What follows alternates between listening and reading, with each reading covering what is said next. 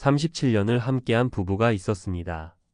젊을 때는 같은 꿈을 꾸며 집을 장만하고 아이를 키우고 서로를 위해 밤낮 없이 일했죠. 그렇게 앞만 보고 달려왔는데 은퇴를 앞둔 어느 날 식탁 위에 놓인 건 축하 케이크가 아니라 서류 한 장이었습니다. 협의 이혼 신청서.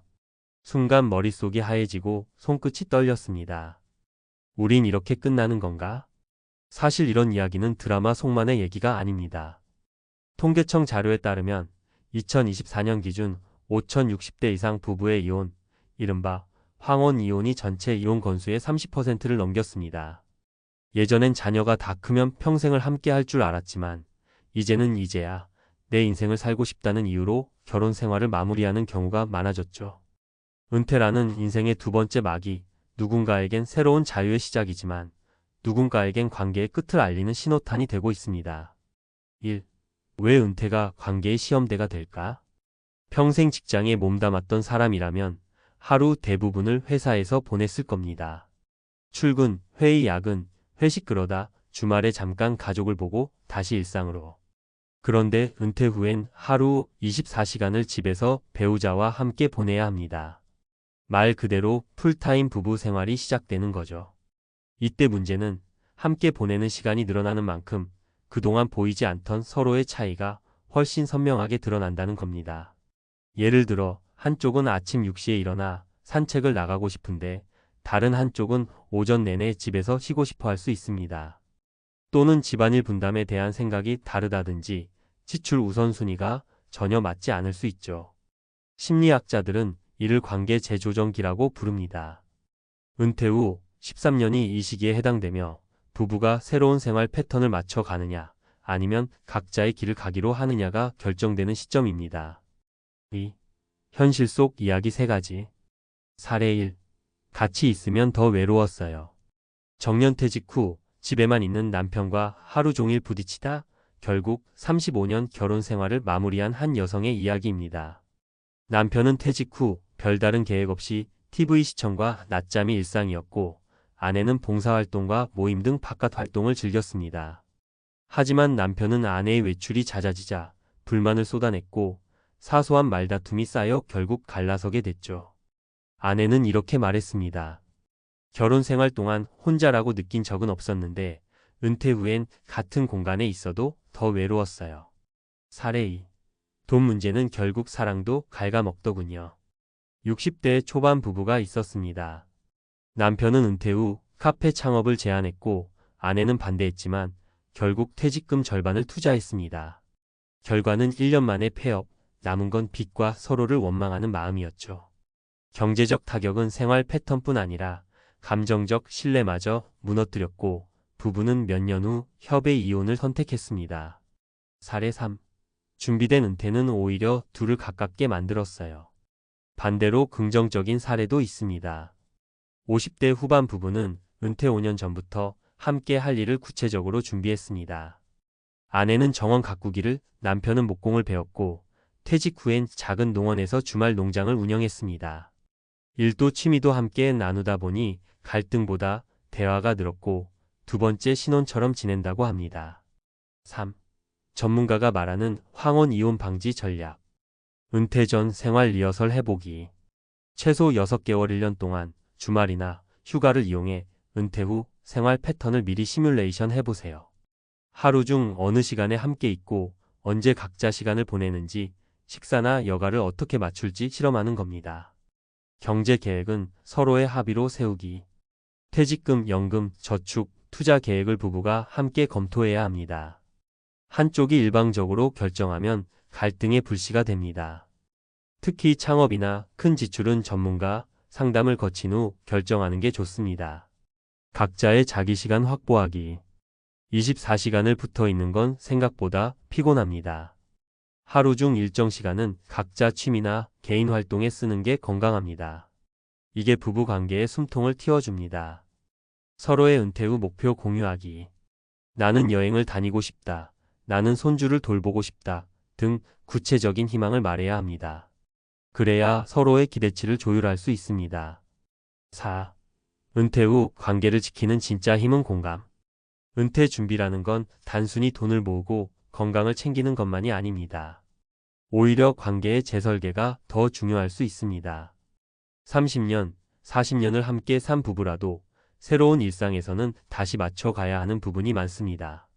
여기서 중요한 건 상대방을 내 방식에 맞추려고 하기보다 그 사람의 방식도 이해하려고 하는 태도입니다.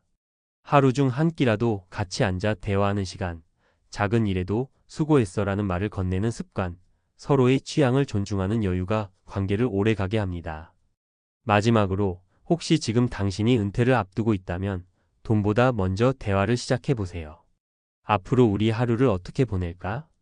그 질문 하나가 앞으로의 20년을 행복하게 만들 수도 고독하게 만들 수도 있습니다. 37년 결혼 생활의 마지막 장이 이혼 서류로 끝나지 않도록 은퇴는 둘이 함께 준비하는 것임을 잊지 마시길 바랍니다. 그럼 앞서 쓴 내용에서 감정적인 흐름을 이어가면서 이번엔 조금 더 실용적이고 구체적인 실전 가이드로 확장해 보겠습니다. 읽는 분이 이건 당장 써먹을 수 있겠다라고 느낄 수 있도록 사례, 수치, 주의사항까지 꼼꼼히 담겼습니다. 5. 황혼 이혼을 막는 실전 은퇴 준비 4단계. 1단계. 재정 점검 현실을 직시하기. 은퇴 후 부부 갈등의 70% 이상이 돈 문제에서 비롯된다는 것 많은 연구에서 일관되게 나옵니다. 국민연금공단 자료에 따르면 2024년 기준 60세 이상 부부의 월 평균 생활비는 기본 생활만 할 경우 약 260만 원, 여유 있는 생활을 하려면 평균 370만 원이 필요합니다. 여기에 의료비와 예기치 못한 지출 자녀 지원, 집 수리, 경조사비 등을 합치면 400만 원 이상이 드는 경우도 많죠. 실천 팁. 은퇴 35년 전부터 가계부를 통해 매월 고정 지출과 변동 지출을 기록하세요. 부부가 함께 앉아 필수 지출과 선택 지출을 구분하는 회의를 한 달에 한 번씩 하는 게 좋습니다. 창업이나 고액 투자는 감정에 휩쓸리지 말고 반드시 세 번째 의견 전문가, 상담을 거친 뒤 결정하세요. 주의사항. 퇴직금, 연금 수령액, 금융자산 등을 한 번에 털어 큰 사업에 투자하는 건 매우 위험합니다. 실제로 한국은행 조사에 따르면 은퇴 자금으로 창업한 50대 이상 자영업자의 절반 이상이 3년 안에 폐업을 경험했습니다. 2단계. 일상 설계 시간표를 맞춰보기.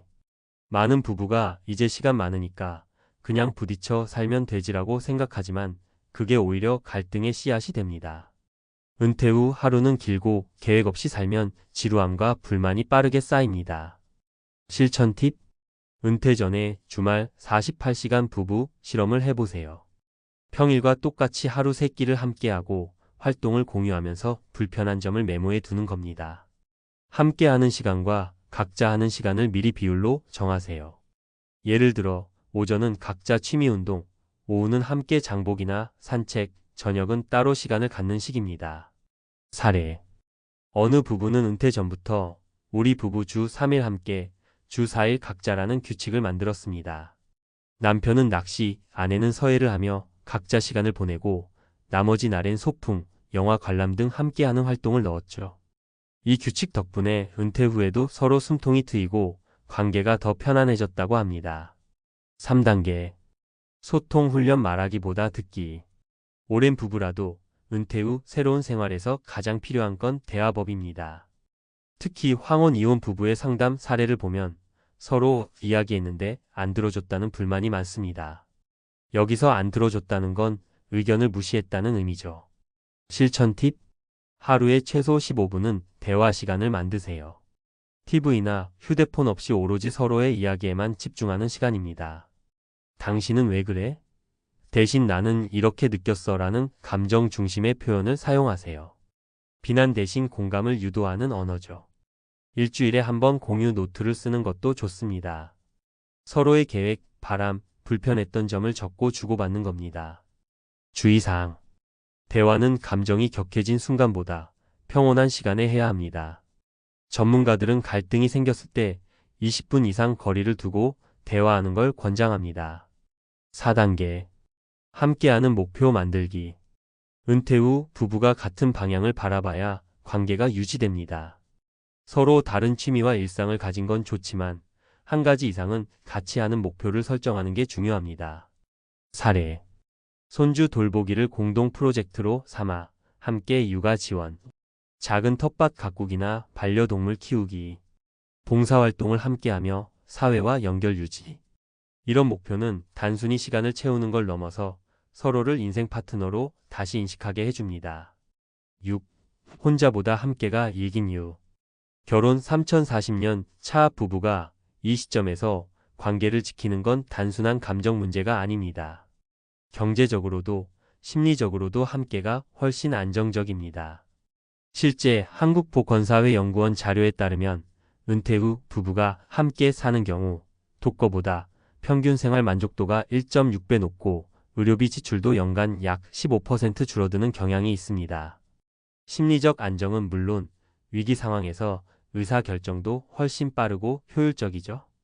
결국 은퇴 후 삶에서 가장 중요한 건 서로의 일상을 존중하면서 함께하는 법을 배우는 겁니다.